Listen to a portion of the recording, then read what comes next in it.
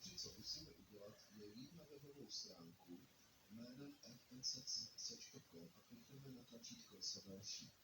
Zde zadáme naše uživatelské jméno a platformu. Vybereme si suroviny, které potřebujeme. My půjdeme na maximum a nyní musíme chvíli počkat, než se generátor pokusí připojit k síti. Jak můžete vidět, snaží se dostat k našemu účtu a pokusí se nám přidat požadované suroviny. Takže tady musíme chvíli počkat a pak vám ukážu další kroky, které jsou opravdu velmi jednoduché a zcela zdarma. Takže kliknete na tlačítko další s krimo s tčigls. Takže teď, co musíte udělat, je velmi jednoduché. Musíte zadat své telefonní číslo, obdržíte SMS zprávu a musíte odpovědět slovem ano. Klíčové slovo je ano. Jakmile odpovíte klíčovým slovem ano, dokončili jste všechny kroky.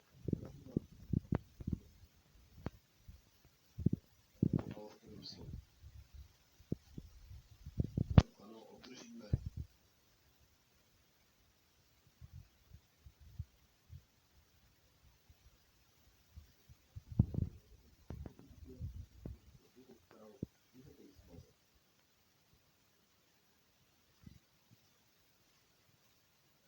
Jakmile ji smažete, obdržíte třetí zprávu, která vám řekne, že vše bylo dokončeno a bylo to zdarma.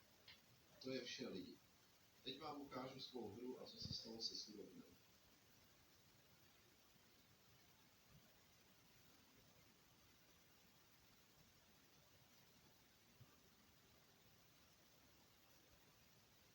Teď se podívejme blíže na naše suroviny.